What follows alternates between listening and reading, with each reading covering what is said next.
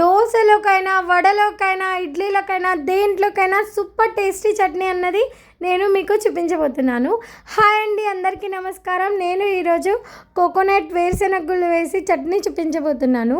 చాలా టేస్టీగా అండ్ యమ్మీగా ఉంటుంది.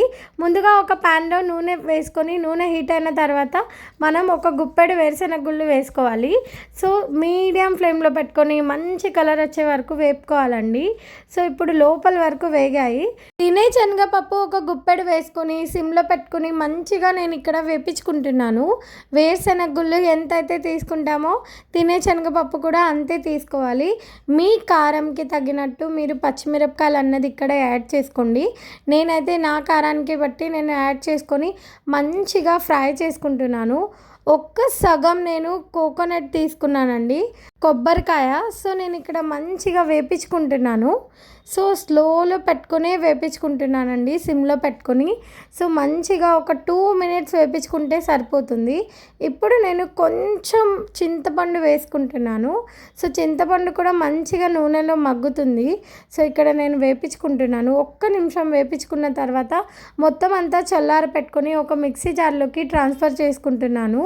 చల్లారి పెట్టుకొని మాత్రమే ట్రాన్స్ఫర్ చేసుకోవాలి, ఎందుకంటే వేడిగా మనం చేసుకోవద్దండి, మంచిది కాదు. సో ఇక్కడ వేసుకున్న తర్వాత మొత్తం అంతా కొంచెం నీళ్ళు పోసుకుంటూ మెత్తటి పేస్ట్ లాగా మనం చేసుకోవాలి.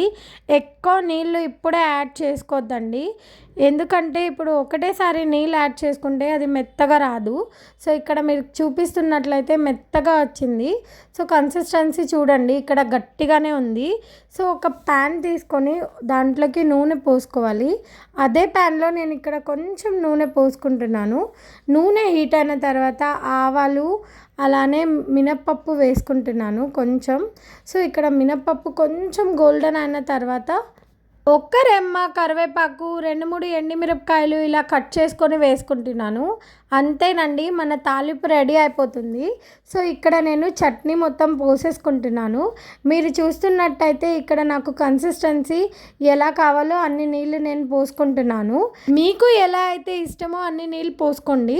సో లాస్ట్లోనే నేను ఉప్పు వేసుకుంటున్నాను, ఎందుకంటే కన్సిస్టెన్సీని బట్టి మనం వేసుకోవాలి. సో నచ్చితే ఒక్క like and subscribe. Thank you for watching.